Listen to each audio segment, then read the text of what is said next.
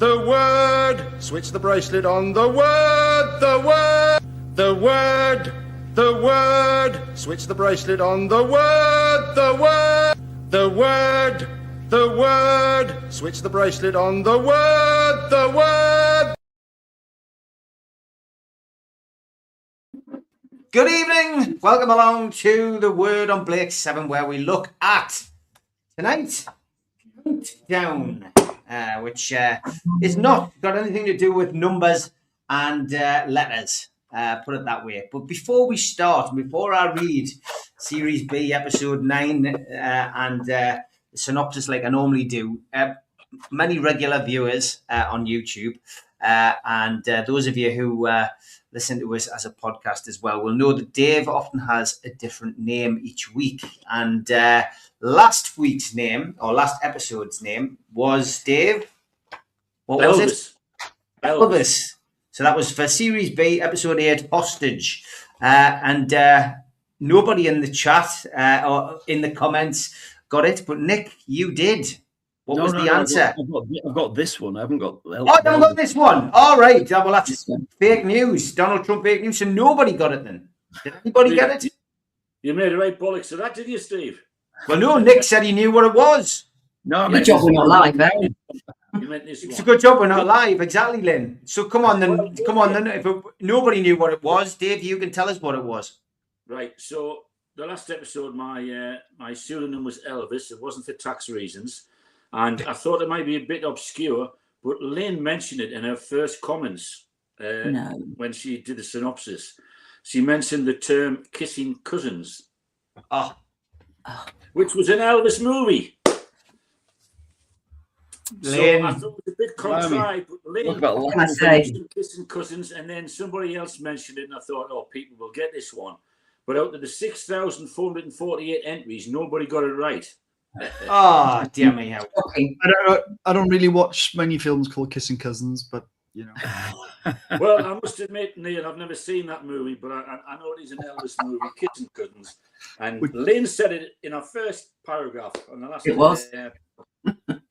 Okay, well, Dave's name tonight is P. So if anybody in the chat or anybody who watches this back can get it before we next come on air, leave it in the comments under the video, and you might get it right. So P is his name tonight. So I will read the synopsis from our Good Book for Programme Guide by Tony Atwood. And as always, if you haven't watched it, this will be a huge spoiler to you. The planet Albion is a Federation colony, but only a small force of Federation officers are left on the planet to control the entire population. Revolution is held at bay by the Federation having primed a Solium radiation device, which, if detonated, will destroy all life, but leave buildings intact. A revolution has taken place, nevertheless, and the device is activated. One Federation survivor, Space Major Provine, attempts to escape by using a rocket especially provided for this eventuality. At the moment of the revolution, Blake, Avon and Villa have teleported to Albion searching for Provine in the belief that he can inform them of the location of the central computer control system. However, when the Liberator's crew meet the rebels, they try to help by investigating the mechanism that controls the Solium device. Avon discovers that the detonation device is not itself within the Federation complex and could be anywhere on the planet. ORAC is used to pinpoint its location inside one of the polar caps. Avon then meets Grant, a mercenary who has been helping the Albions organize their revolution, and recognizes him as an old enemy. However, because of Grant's expertise, it is he who teleports with Avon to the polar cap in order to attempt to dismantle the device. Meanwhile, Blake searches through the ruins of the Federation base and meets Provine, who is killed by Blake. Although Provine informs Blake that central control is now called Star One and gives him the name of the one man who knows its location, he fails to disclose any further information before he dies. Avon and Grant work to deactivate the radiation device, but are hampered by faults in the structure of the building in which it is housed. They have switched on the heating system, starting a melting process, which causes large amounts of ice to fall into the room. Grant is trapped and injured by a falling beam, and Avon nevertheless succeeds in deactivating the device with just 1 second to spare. It is revealed at this time that the dispute between the two men originates in Grant's mistaken belief that Avon left Grant's sister Anna to to die at the hands of the Federation torturers. Avon explains that is untrue and that he, in fact, loved Anna. Their differences are reconciled and Grant chooses to remain on the planet, helping the Albion populace build a free society. Okay, so tonight's episode is brought to you by Neil Shearer. Over to you, Neil. Thanks, Steve. Countdown then. Someone had to do it, didn't it? So it was me. So I apologise to everyone. But there it is. Anyway, the show, Neil. What? That could be the highlight of the show. It could be. Let's hope not, eh? So countdown. We're getting to the last quarter of season B or 2 or series B or 2 or whatever you want to call it.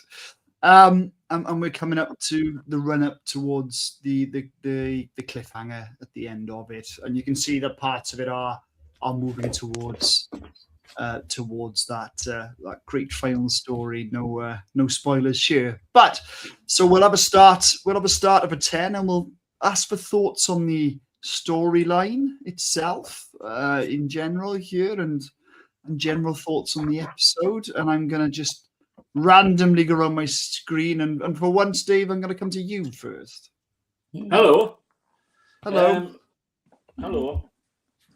The storyline was fine.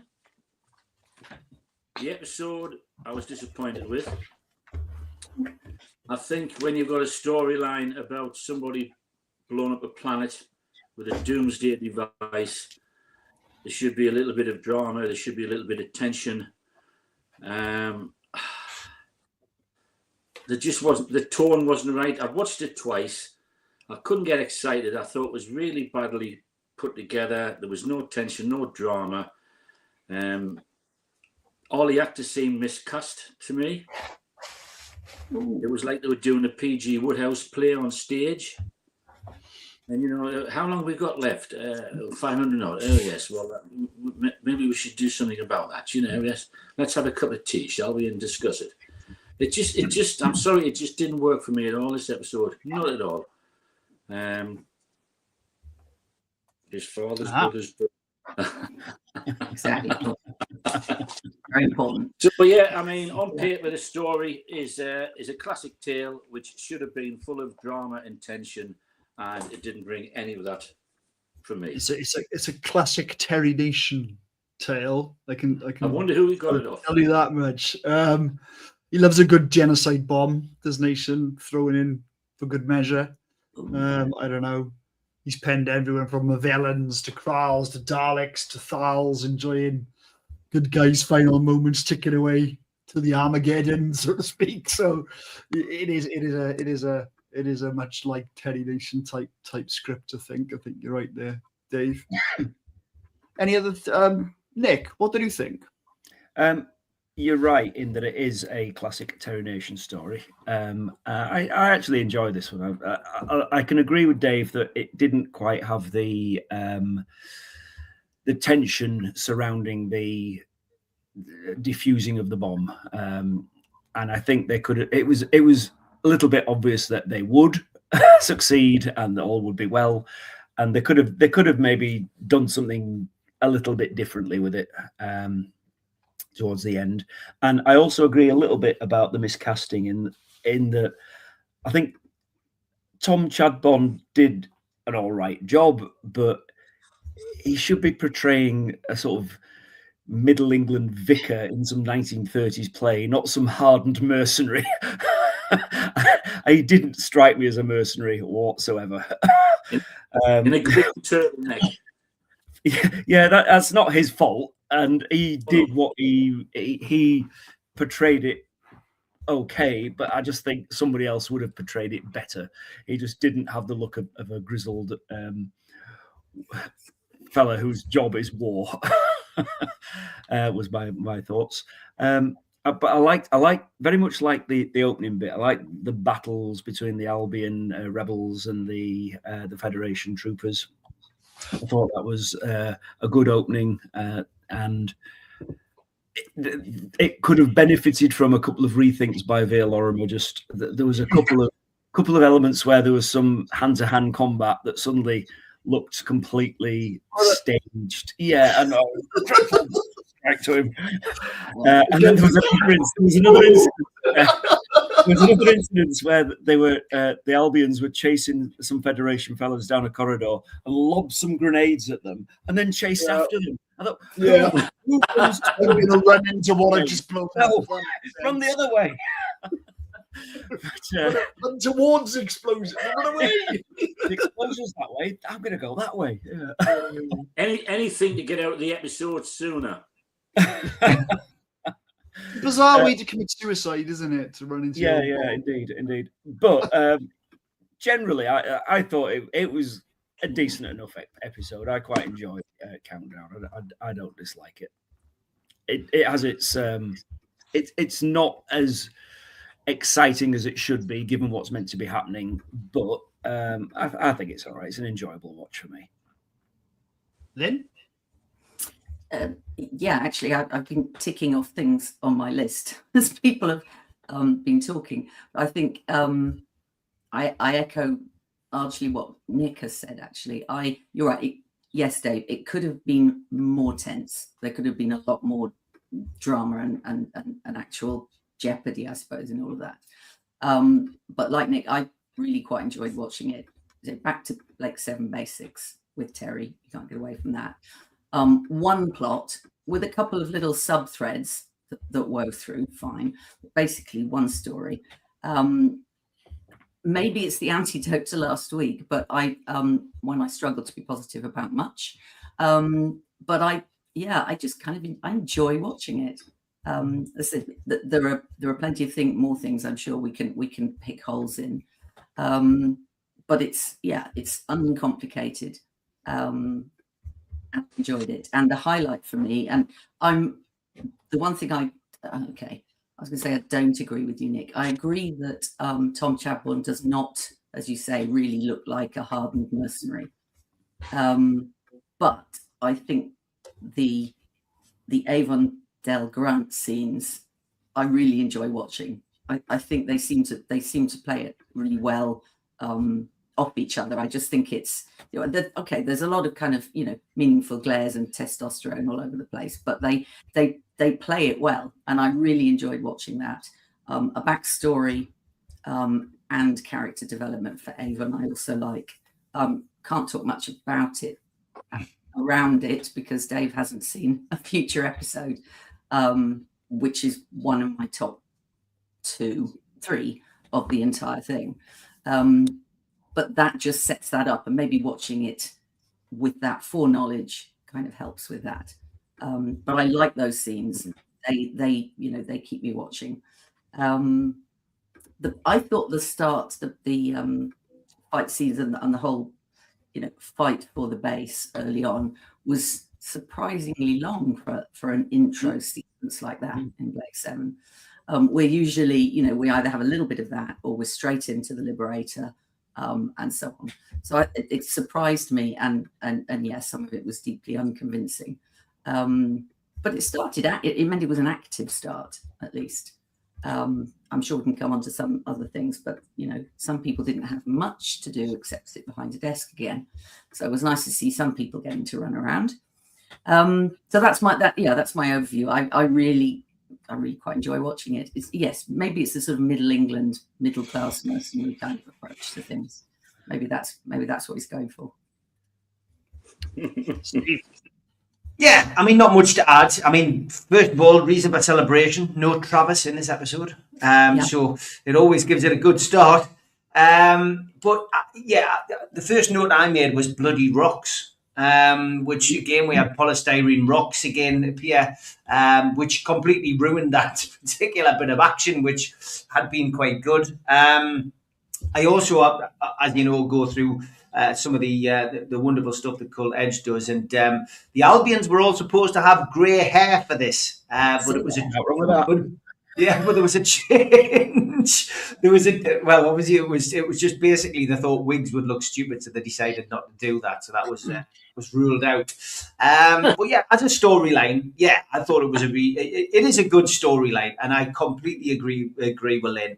I thought one of these would get in if I was going to be last today with that. This does set up like this wonderful episode, which is my number one episode, of course, in all of Blake 7. A future episode that Dave hasn't seen yet, but it's that backstory between Del Grant and his sister Anna, and of course Avon, is brilliant, and it's well acted. That I forgot how great those scenes were between those guys, and the almost kind of blasé attitude that Blake has to the fact that this guy who is going to be who Avon hears about before he sees him is potentially going to kill him, and then obviously comes back later with this kind of you're going to have problems with me if you touch Avon, which is quite nice because we have this kind of rivalry between Blake and Avon on a regular basis, but then to see Blake does really like Avon. He realizes he's a massive asset for what he wants to do and how he goes on. But yeah, I also like the fact that we do have this kind of series arc starting to develop. The whole Star One scenario now. We can see because we've seen it before. You can see where this is going, but we know that this is the story arc, and it's gone from being this western in space between the goodies and the baddies to really and the whole Travis and Blake 7 crew thing is starting to peter away, but it's now more about hitting the Federation, being the leaders of rebels, and we're starting to edge towards, as Neil alluded to at the start of the show, towards the end of the series climax, so we can see where it's going. But yeah, I liked it. I thought good storyline, and certainly for me, not the worst episode of Blake 7, and probably one of those which felt like a comfortable pair of Blake 7 slippers. Yeah, not a huge amount from me to add to that, really, but Blake's 4 in this, really, unfortunately, because Jenna and Callie do next to nothing, in all honesty, and of course Zen and Aurak also do absolutely nothing in the episode as well. So this is really an Avon focused episode, of course, with character development, which is interesting, knowing where the show is going. They must have known at this point in time that what was going to happen with the lead, etc. So so it's interesting that that's written in now at this stage, and you get to know a little bit more about Avon's backstory. For me, I think it starts off really well, works really well up to about 40 minutes, and then it kind of grinds a bit. Them scenes, where the bomb are good scenes themselves, but the tension. This is meant to be a countdown. It's meant to be tension. I just don't feel any tension in it at all. It all seems to be a little bit easy, even though they get down to 1. They're going to do it. It doesn't appear to be jeopardy there for me, and that's the only thing that kind of the whole episode is about. Countdown. It kind of misses the mark there with that last bit, but I think it's saved by the really good scenes between Avon and Grant. And Blake is good in this as well. He's not annoying Blake. He's not putting everyone at risk, Blake. He's going to pull him out at 50, and he said he was going to. And it's Avon that tosses the bracelets aside in the usual Blake reckless way. The 2 bracelets, yeah. Down in the ice down there, all the water as it became. So I just think the episode, I like it. I think it's a good story. I just think it misses the mark somewhere along the way. Because of the whole lack of tension. I just, did anyone else feel that the tension wasn't quite there? I think we said it absolutely. Yeah. Yeah. Dave led with that. Yeah, that sense of jeopardy, as you said. Yeah. Well, it Yeah. was non-existent. There was no tension whatsoever. As I said, it was like a PG Woodhouse play, and the Doomsday device itself was, even by BBC standards, was pretty pathetic.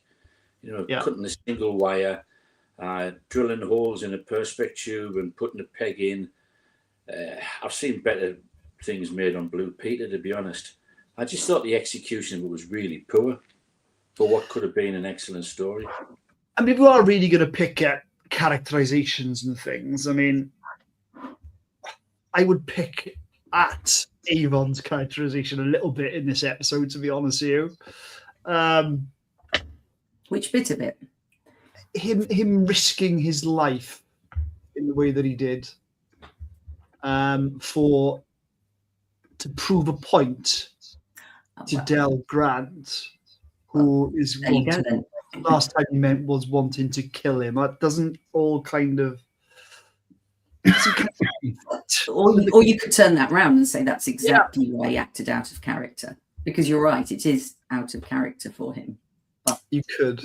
he's trying to prove that point. Then let's go. Let's go do that thing. Well, he orders him about something chronic, and Del Grant takes it as well. They're both really grumpy.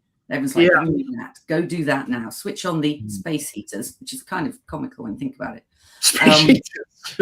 I was counting spaces. There were space majors, space hours, but then space heaters, which is That's a Terry Nation thing. It absolutely is. Like Space. Terry. Yeah, the whole place is being held up by ice. Let's go and put the heaters on so it all. They just redeemed that, because for several minutes I'm going, why don't you switch the heaters off? Why don't you switch the heaters off? And then they did, but it was sort of Damage was done by them. Yeah. So what? Just going around. What's the? I think we've touched on it, but the best bits for you guys, Steve. I mean, for me, it was definitely the relationship between Del and Avon. I thought they were really strong scenes, and it was. I think the acting was good. There was clearly a lot of time and effort went into creating the sets as well.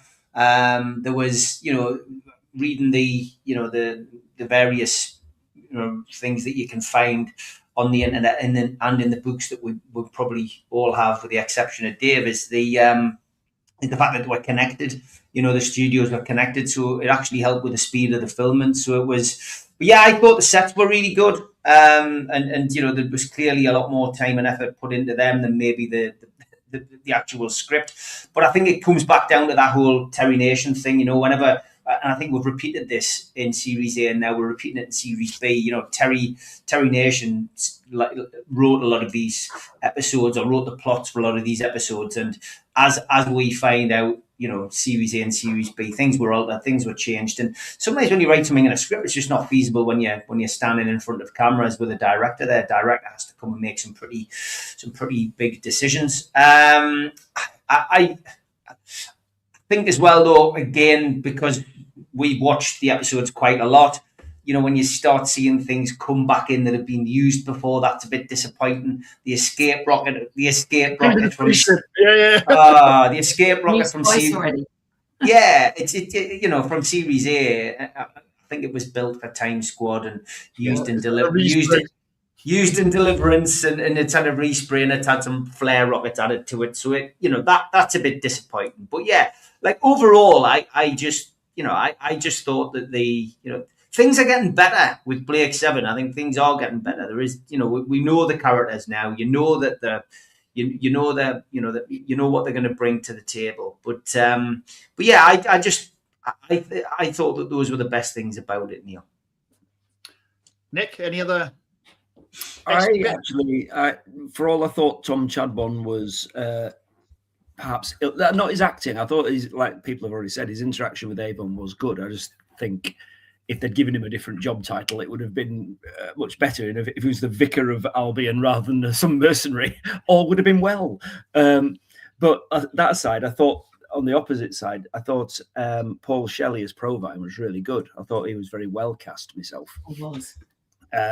I thought he, he had that sort of bearing of a sort of Nazi type officer, which essentially is what he is anyway, with being a Federation commander. He had that ruthlessness and that steel about him that was really good for what he was doing.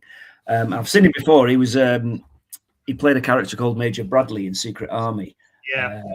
Quite a recurring character in one of the series, and he was a secret agent sent into Belgium to aid the escape lines, and he had that same sort of ruthlessness about him in that as well, which makes me very proud because he's a Leeds lad, is Paul Shelley.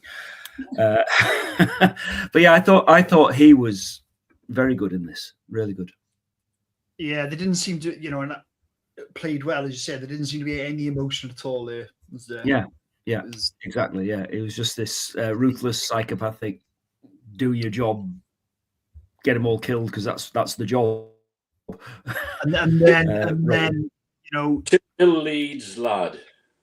keep I'll get that. You did walk into that one. and then of course struggling Provine then to try and keep himself alive, wasn't he? It came all back down to himself and keeping himself very much alive. I didn't kind of get. He blurts out everything at the end to Blake when he's about to die. Yeah, that was the only thing. Yeah, He didn't really do that. Probably wouldn't do that, would they? Yeah. I agree. He's on his last legs. He must know. He knows who Blake is. I don't think he would have blurted out Dockley. Yeah, I agree. Yeah. That is true. Yeah, that's the script as opposed to. Yeah, that is the script. Someone Not every actor at all. Someone has to say it. Yeah, they had to get a way out. It's in there somewhere, didn't they? We need it for 2 episodes' time. Yes. Yeah, Doc Holliday. Yeah, I read. Yeah, they were going to call him Doc Holliday, weren't they? They were originally called Doc Holliday. Yeah. Then changed it to Doc Holly, and then eventually to Dockley. Which is in the original script anyway. Dave would have fallen off his sofa if they'd called him Doc Holliday. Blimey. Dave would have. Dave. Yes, seen Gambit. Yeah. Did Terry Nation write any scripts for soap operas around about the same time? Did he ever do any stuff like that? I'm just wondering because these scripts mixed up. I mean, where do you get a name like Del Grant for a mercenary in outer space? Well, now Terry has a very limited stock of names. He's already used it in The Way Back, and he'll use Del again because it's handy, and there it is. Not Del Boy. He didn't write all the horses. Did Del Grant not have the Queen Vic in there? Barry Grant in Brookside. I actually laughed when he says it's what's his name? Del Grant. I went, get away. And it was Del Grant. Absolutely. Right there, 1979. He's just on Di Evans or something. And did anybody notice Avon's very camp entrance to this episode? He came bouncing in. And at first, I thought he was wearing a mini skirt, but it was just his red tunic. Oh, someone's called it the lobster outfit. It was very Larry Grayson-esque, I thought. It was meant to have over knee length boots as well. Wow! Oh my God. They got cut down. Thankfully. Worn those before, but not with the lobster outfit. That would have been too much. It doesn't. You're right. It doesn't work. It is a shocker of an outfit. So best bit to worst bit. What's the biggest dislike, Steve? What did you dislike the most about this episode? I think I probably mentioned it. The rocks, those rocks again. If surely the props department could have done a lot better with that. The girls on the ship again, that's starting to really grind on me. Like you've already mentioned it, Blake's 4. But the fact that, again, we just didn't have any action for the two female members of the crew. It's ridiculous now, and you can see why they got upset about it. Fights and stunts again, that just seems to be a regular thing that we pull holes with regards to the episode. But I did feel on this occasion that the good set and the cast, and this, for me, that interaction in as we've mentioned between Del and Avon, it does pull this episode through, and I do feel that the violence in this, sometimes you do need a bit of violence. Although David Maloney, when he was reviewing this episode, expressed, when he read the script, I think he expressed a little bit of caution on the amount of violence that was shown. He asked Via Lorimer to minimise the blood in this. But I do think sometimes you need a bit of that. The whole point of the Federation and their allies is that they're a nasty bunch of people who are dominating the galaxy, and they're not bothered who they kill and which planets they blow up or take over, to achieve their goal and maintain the sense of discipline. So it makes sense to have a bit of violence every now and then. But of course, David Maloney's thinking about the watershed, isn't he? He's not thinking about that. So, but yeah, look, I'm not going in too heavy on this episode. I've been quite critical of a few of the episodes already in Series B, and this I was surprised, but this has actually been one of my favourite episodes so far. I think that on that violence point, does it make it? To not have any of that would make it completely unrealistic, wouldn't it? Yeah. Mm-hmm. It has to be there. There has to be some of that. I mean, these are nasty pieces of work in terms of the Federation and people trying to kill them and get at them, So it's going to be there. So I agree with you, Steve. It's really got to be there. Otherwise, it loses realism.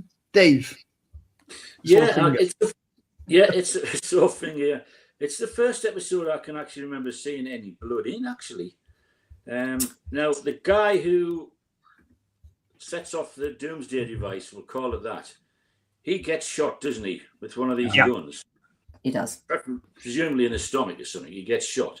He goes down, and then when he comes up to press the button, he's got blood all over his mouth.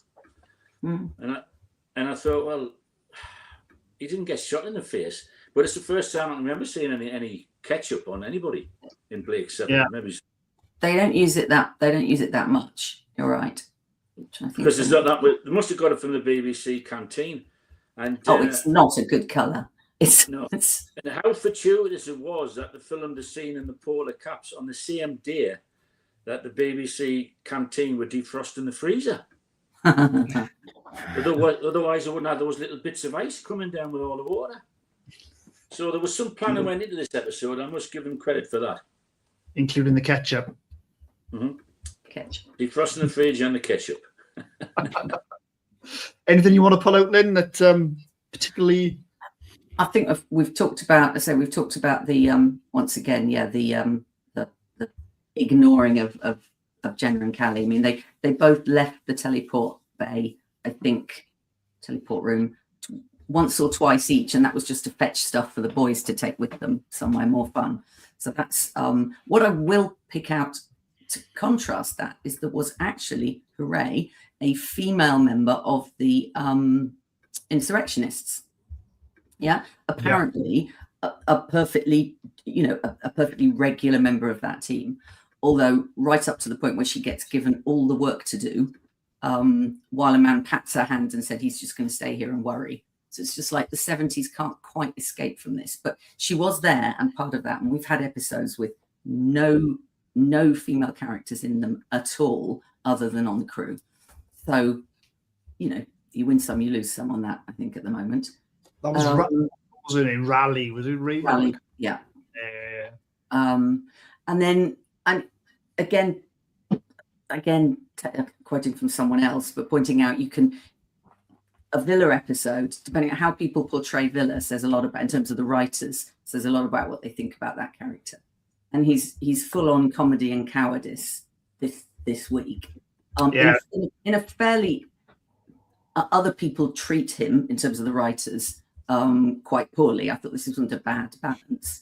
But I can't agree with the memory loss bit about the directions he needed to take. He repeats them in the room, turns a corner, completely forgets them. Now, again, I suppose plot device because he had to run around a little bit aimlessly. But that wasn't. That's kind of needless, Terry.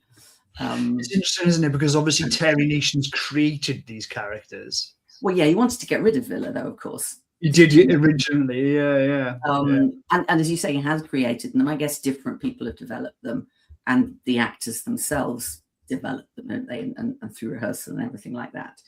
So Terry writing Villa, yes, as the creator, compared to other people writing him. That's obviously how he sees the character. It is now, yes. And Yeah. so, I mean, Villa at the end of the very first time we see him, he's never that Villa again. That 2 minutes at the end of The Way Back, Yeah. you never see that Villa again. They very quickly shift away from it. But it gives it variety, doesn't it, between the different character traits on the ship. So I guess that was sort of understandable. As you say, no real change for Blake. I thought I had one more thing. If I can't find it, I will shut up. But while you the small thing you mentioned about Nozen and Aurak, it's the only episode since Spacefall. Peter Tuddenham has had a part in every single one apart from this one. So it's kind of like, okay, had a week off. Yeah, he was doing something else. But I'd say overall, I enjoy watching it, and almost certainly that it's Avon centric. I'm going to enjoy that, but I just think that him and Del Grant, those make it for me, and I enjoyed watching the whole thing overall. Just don't try to make sense of the timer. No, it's 1,000 space units of time. They're not seconds. I worked that out. Someone said, "Oh, it's about over an hour." Then I think 10 minutes later they said everyone's going to die in a few hours. And then the discussion about, well, when will the radiation kill them? But that's all the stuff that they just, it was going to be watched once, and nobody was going to pick these sorts of holes in it afterwards. So I just don't think they paid much attention to it.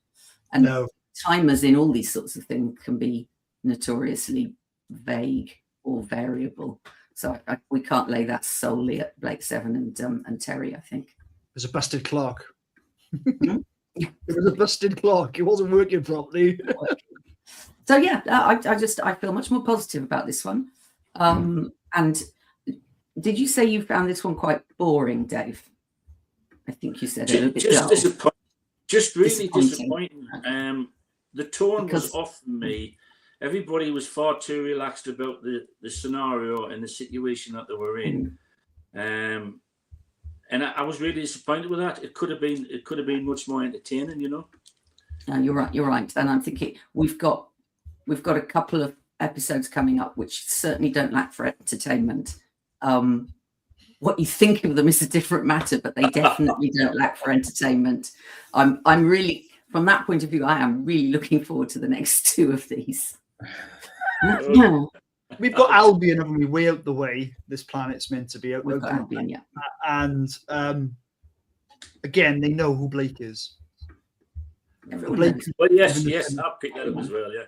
So Blake is, that is becoming a bit repetitive now. Oh, a legend. Remember? Who's been giving the Federation so much trouble? Yes, I am he. he's becoming a legend. I'm sure we've had that already. I'm giving they didn't even have space internet then, did they? So how would they know? I mean, you're in the middle of a fight for the planet itself, and this guy says, "I'm Blake," and they just take it on face value, Absolutely. Space grapevine, obviously. How do you get in here? Oh, I have teleport. Yippee. I've got a favourite line there, Neil, if you want it. Well, I've got two. Yeah, go on. My favourite line from the episode is the guy asks Blake, "What's the countdown now?" And he says, 425. And the guy replies, "It's getting closer." Yes. How countdowns work, you do. Unusual. Very unusual. That was excellent. That sums it up for me, I'm afraid, folks. Anyone got any thoughts on the overall direction? Well, don't run towards exploding hand grenades would be a good place to start. Exactly, it's Veer, isn't it? Yeah. I thought Vera did a decent job. I mean, you know, he's my favourite director in Blake Seven, and rightly so. He's a legend amongst Blake Seven fans. But yeah, look, I mean, the problem is with the director, he's got to work with the script that he's given, and I think, you know, reading various publications, he made changes which made it better. But we know that as well in the world of TV, you haven't got much time to correct things. So I think he's done a decent job on this, and I think he's, you know, when you're looking at it from a visual aspect, and the angles used for various things, he cheated quite a bit on various things to get the benefit of some scenes, and yeah, I think he pieced it together well as a director. I think he did a decent enough job on this one. So yeah, it's not his best, definitely not his best episode, but it's if it was using a golfman terminology, it was a par, I think, for Veer on this one. Yeah. He only had to pat, and again, this is back to the script, potentially. There were, okay, even though the whole thing we felt wasn't as tense as it could have been, which is an understatement, it did move along.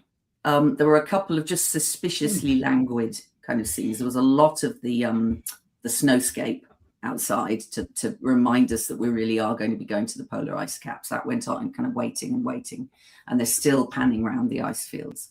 And quite a lot of running around corridors, whether they were throwing grenades or not. So some of those, it sort of, I noticed, I suppose, that it was slow, whereas the rest of it kind of moved along at its gentle, refined pace. Which I like. Sets wise, you've mentioned it before, Steve, but I thought they were, I thought they worked pretty well. And a couple of those corridors were properly colourful. I'm quite sure who got in there with the orange and the grey, gloomy nothingness. Ooh, none of that. Which again sort of perks it up a bit. And they had a lot of Federation uniforms this week as well, actually. More than they usually put in one place. I thought the polar ice cap room where the bomb was as well was quite well filmed and well lit. The angles they used within that tried to make the most of what was probably just a little, I don't know, a little room at the back of the BBC somewhere or whatever it was. They made the best of it as they possibly could. And it moves along, doesn't it, quite nicely until the countdown itself. For the, I think we've already touched on that, haven't we? That, and in a way, the countdown, I suppose, again, turn it around, we all know they're going to deactivate it, and I guess that's a little bit like any of these sorts of things. Your heroes are almost certainly going to win out, and nobody's going to get blown up this week, or not in that way. But the deactivating the bomb scenes entirely just served as a means to have Avon and Del Grant talking. If you look at it, someone had to do it. That's entirely why you had so much of that. And that was the best bit of the episode. So it's kind of like, okay. So you replace the tension of will they actually be able to deactivate it with this backstory and foreshadowing of something that's going to come. So maybe I'll forgive it for that. I doubt it was deliberate at all. But I'll let that and the little bit of wood was just there, wasn't it? The little toothpicky bit that he could put in the last. Yeah, exactly. I also noticed, and this is probably just, well, I don't know, the when listening to Avon's tone and delivery of all of the interaction with Del Grant, particularly in those last scenes, it's almost exactly the same tone and delivery that he takes into Rooms of Death. If you watch it again, the way he's delivering the lines, the sort of intonation he's giving them, the way in which it's the more I thought about it, the more I listened to it and watched it, it's exactly the same sort of thing he's bringing later on, which I say I do not want to provide David any more spoilers, but it felt exactly the same, and I hadn't picked up on that before. Of course, Tom Shabdon comes back as Del Grant in the audios. Yes, I did read about that, which I think so he's no less than 9 of the audio adventures, and they make a whole season 2 of which is the Series C crew, but he's in it. He's part of the crew. Oh, okay. No, I did not know that. Del Grant's. Those ones. I mean, I don't know whether people count all of that as canon or not. I don't know. Not for me to comment on that. What's right and what's wrong. You'd be a month. But yeah, so Del Grant does join the crew, and it's what you mentioned there, Lynn. You can hear it a little bit. I mean, they're a lot older and playing the characters a little bit different, but you can hear that the intonations that you call in Paul Darrow. Yeah. Particularly at the beginning of them stories, the first ones. Right. Okay, that's interesting. So maybe it's the content as much as anything. The subject that's being discussed. Yeah, this is backstory, isn't it? So this is the way I'm gonna have my character react to it. Exactly. It struck me today, and knowing the other episodes so well, it was easy enough to play through for that. Yeah. So those are the sorts of things I was able to to pick up on. In terms of lines, as you were mentioning, Dave, I mean, I have to say the waste any more time and you won't get any older was quite nice. But the best one for me was when Villa opened the door. The first one that he went through, and he went, see, the old magic's still there, and Avon straight back with the old ego too, which is kind of, again, it's just their relationship, which will continue to build, which you just see those pieces of that either people pick up on, or it happens organically. You like to think that some of those things get picked up and continued, but I'm sure most of it's accidental. But it's still nice to look at. Any other favourite lines round the room? Steve? Say that again, sorry. Any other favourite lines around the room? I didn't pick any out, really, to be honest, other than the ones that have already been mentioned. So I will come up with a little fact, though, which I found interesting, and it was, again, in this wonderful book. Hold on. Series B, Blake 7 production diary from our good friends at Cult Edge. And it was all about the part of the script where Villa opened the safe using a combination of numbers and a small meter-like instrument. It was changed by Chris Boucher, so Villa accidentally blows the doors off instead. And it was to be detonated with some safe pyrotechnic charges. After Michael Keaton says he's lying about opening the safe, this put added weight on Michael Keaton getting the line right. So this is the quote from Michael Keaton in the book. He says, "There was a scene where I was opening a kind of safe and I never got the lines right in rehearsal. It was a very complicated scene and I was quite nervous performing in it in the studio because my line was the cue for the explosion. I was trembling, but I managed to get the lines right on the first take." So there we go. That's my contribution to the lines. But I thought that was great. Good. It just shows you the pressure you're under when you're doing television. We've got one set of charges and one safe door. That's it. Yeah, that's the budget. That's the budget. Naughty. I liked the line from Grant when Avon cocks it up after Grant instructed Avon which order to cut all but one of the wires, and he goes, "Next bit straightforward. Do you want me to do it?" Because they're just bitching at each other at that point. Absolutely. Given he was the one who said it with the right and the left. It's like, right. No, left. No, you're left. Even just looks at him. It's just one of those, like, really. So it is them bits that actually make the make this episode, I think, completely. Costumes, any thoughts? We talked about the lobster outfit. What about the kind of the Albions? maybe that's why it was all very Middle England, middle class kind of stuff, Dave. That's what's done it. Although I know that was the Federation as well. Turtlenecks. But yeah, the Albion's in their sort of little knitted balaclava type of thing. I mean, the green is good. The green is I think standard mercenary kind, freedom fighter type of stuff. Yeah. But I thought looked at least feasible, practical to that kind of degree. That's Callie's really good green outfits. We've got no complaints there. Villa's he seems to wear a lot of kind of velour suede kind of stuff through the entire thing. I don't think that's not too bad.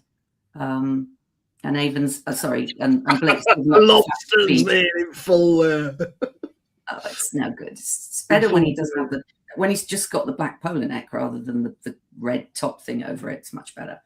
And Blake's given up the flappy sleeves, which is always good. The bat wings have gone. And Avon there is twitching with his bracelets, isn't he? While he's just meeting Grant again for the first time since. And I reckon that's a really good piece of that, because I reckon he's kind of saying he might just click on it and say, bring me up, get me out of here. He's going to shoot me. So I kind of like that, and what that kind of, that's the way I took it. I don't know whether it's intentional or not, but I thought Avon thinks he might be in the crap by here, so you might have to get out of here quite quickly. Yeah. If Grant pulls again or something like that. So costumes are kind of getting into their, it's getting into it. Still, for me, I think Series C overall gets the best overall feel for costumes and how the Liberator crew should look. But obviously that's for a few episodes time. Yeah. Anything else they wanna add? Well, what was the costume? I like the costumes that they used to go down to the polar ice cap. Yeah, with the thermal thing. Yeah. And he says you just change that to adjust the temperature, and it made me wonder. Andy?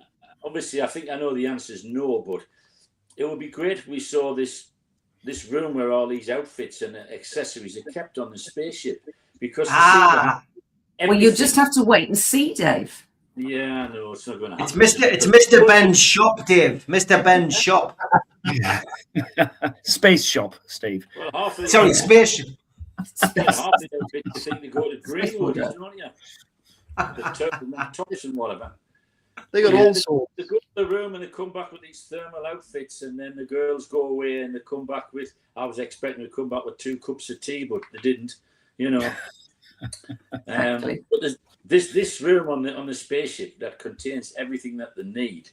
Mm-hmm. I'd love to see that at some future point, and I'd like to know what happened to the Mars bar coolant container that they used to take down to the planet in Series 1. It's in that room. They just didn't need it this week. This week it will make at least a couple more appearances. She says, I think, not for a little bit, but I'm sure we'll use it. I'm thinking City at the Edge of the World, at least. Yeah, I'm sure there's a couple more appearances, but you might have to wait a little bit. Bring back the coolant box. I'm going to start a campaign. Bring it back. No, anything else to add, Neil? Enjoyed it all, really, to be honest. Oh dear. And I can't understand. We've talked about the director, and Steve says he's tied to the script. But I've said before, the director's a man in charge, and he does have some leeway. And even if you're following the script, you can make better choices. Why are we using a hypodermic needle to pull out a bit of cabling? It's the same one, isn't it? It's the one that Avon uses to fix anything electronic. It's the same thing. And it's the little things, as Alice Cooper sang, it's the little things that drive me insane. If that's in the script, they could have a pair of pliers and pull the wire out, but he puts a needle down there. And drops it. Because he drops it, that's supposed to be dramatic. And it wasn't dramatic at all. It just didn't work. And then why are you using that to do that job? He pulls the cable out on the end of a needle. So there's loads of little choices like that. the CCTV, which was obviously it's being used as a radar screen before, because you've got this circular little screen, and he's saying, "Oh, are they on stairway 3 or level 3 now?" And I thought, well, how the hell can you tell? It's such a that could have been done better. You know, you would have expected them to have a bank of monitors there, which wasn't beyond the remit of the BBC in the 1970s. So there's lots of little things like that which aren't very good, and the director could have made some better choices, regardless of what the script is. I think, you know. So I'm not letting them off the hook like Steve is, you know. But maybe Steve's trying to get a job off them. I don't know. You did bring out the disappointed word early, so that's clear that, as you say, which is, I always think, the most damning thing you can describe something like this as. But yeah. I just found it hard. Other than, as I say, the one kind of Servalan piece last time for Hostage, I found it hard to be positive. I was probably more angry than disappointed with both. But it's hard then to, when you've got nothing else to make out of it. But yeah, I was much happier with it than that, I think. Straightforward space adventure. You know where you are with that with Terry. So I enjoyed it for that very much. But obviously delving into Avon's character and his past, and that is never a bad thing. That is what is this episode is fundamentally about for me. You've got the countdown, you've got Prova, and you've got Star One and Doc Arabian. But it's about learning a bit about Avon, I think, and things that are in his past and have happened to him. That's the main bit of writing, I think, in this. Yeah. He's the one character that seems to grow with every episode. You know, I've long since got tired of Blake. And Lynn mentions that Villa is never the same after episode 1. But of course, Jenna wasn't. Jenna was a completely different character when she's introduced. And she's just Callie. As was Callie, As was Callie, and it will happen again. There's a bit of a theme. And Villa was Villa by numbers for me in this. So the only person who saw the development is Avon for me. Absolutely. Okie doke. I think we're at that time where we're gonna get the scores on the doors, are we?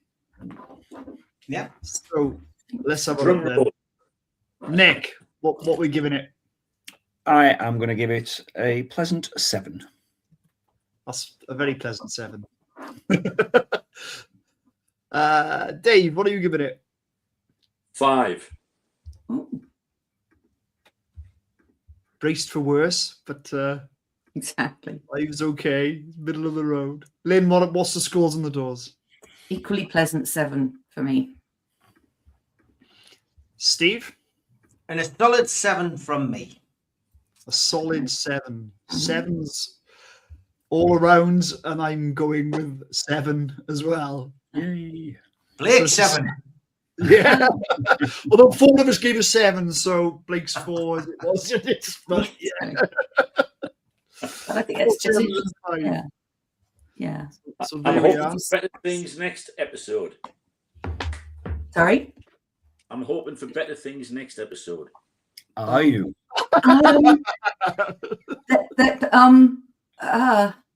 They'll be different. They will be different. They won't be dull. There might be a voice from the past, Dave. Yeah. I see it. Yeah, a bit like that.